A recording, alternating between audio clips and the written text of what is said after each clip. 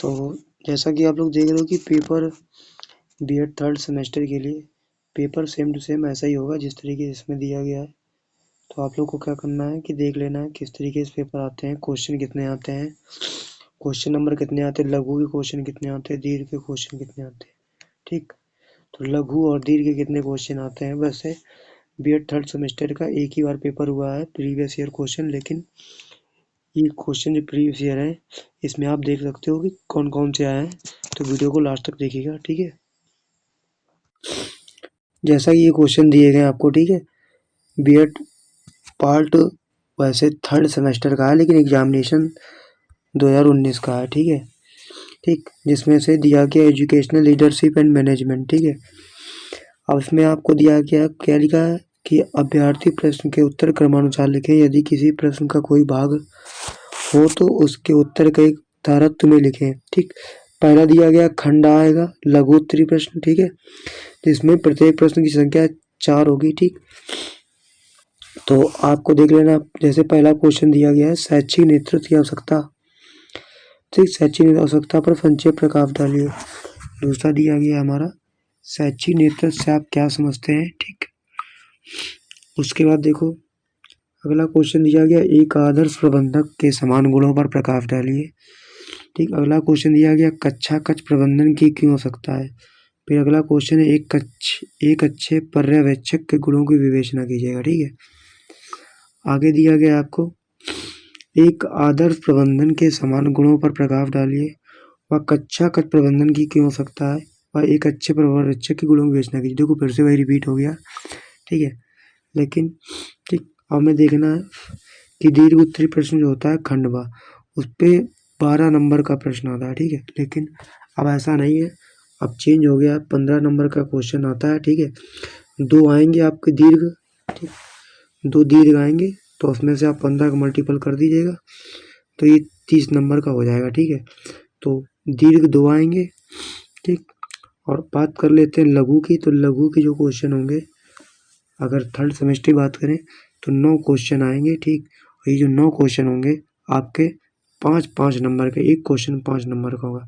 तो 9 क्वेश्चन कितने नंबर का हो गया, 9 अपना 45। ठीक, तो आपके 9 क्वेश्चन आएंगे, अब वो कितने नंबर के होंगे, 45 नंबर के। ठीक है, उसके बाद हमने देखा कि जो दीर्घ होंगे उसमें 2 क्वेश्चन आएगा, वो कितने नंबर का होगा, 15 नंबर का। तो 15 दूनी 30, तो 45 और 30 आप जोड़ दोगे तो आपका हो जाएगा टोटल 75 नंबर का आपका पेपर आएगा। ठीक है, तो जिसमें दिया गया माध्यमिक शिक्षा प्रणाली के प्रशासन का विस्तार के वर्णन कीजिएगा एवं संबंधित फ्लो चार्ट भी बनाइए। कह रहा है शिक्षा प्रशासन तथा शिक्षा प्रबंधन में अंतर समझाइए तथा शिक्षा प्रबंधन की महत्वपूर्ण दशाएं भी बताइए।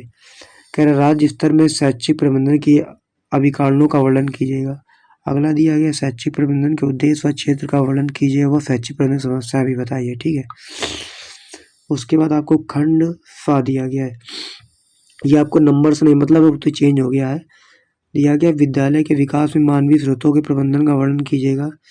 विद्यालय प्रबंधन के विभिन्न सिद्धांतों का वर्णन कीजिएगा। संघर्ष प्रबंधन से आप क्या समझते हैं, संघर्ष सुलझाने के प्रमुख सिद्धांतों का वर्णन कीजिएगा। ठीक है, आगे दिया गया है कि शैक्षिक पर्यवेक्षण के कार्य क्षेत्र को प्रभावित करने वाले प्रमुख कारकों का विस्तार विवेचना कीजिएगा। ठीक है, फिर आपके दिया गया है अगला क्वेश्चन, कह रहा प्रत्येक क्वेश्चन 5 मार्क्स का है। ठीक है, तो वही मैंने कहा कि आपको टोटल इसमें 9 क्वेश्चन अब आएंगे जो 5 मार्क्स के होंगे, तो टोटल 45 क्वेश्चन। ठीक, आपको 2 घंटे में पेपर को करना है। कितने घंटे में, 2 घंटे में आपको पेपर को करना है। ठीक है, ठीक, तो मान लो 9 तो 11 क्वेश्चन करना है।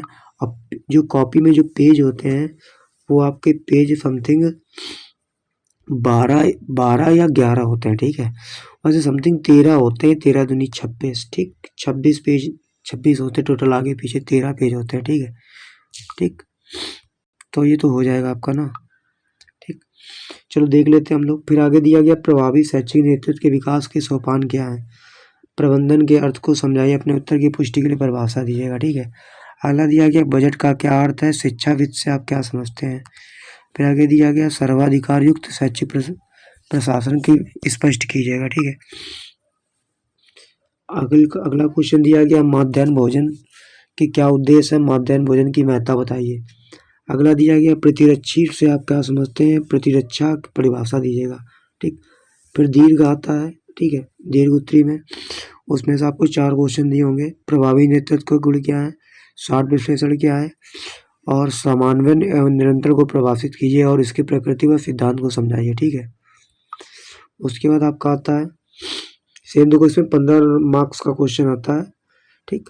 कह रहा है समय सारणी की अवधारणा बताइए, ठीक है। और विद्यालय वित्त आय के स्रोत व व्यय मदों को आप क्या समझते हैं। अगला दिया गया प्रशासक एवं पर्यवेक्षक के रूप में प्रधानाचार्य की भूमिका की विवेचना कीजिएगा, ठीक है, ठीक। तो इस तरीके से जो पेपर है आपको सेम पेपर आएगा, ठीक।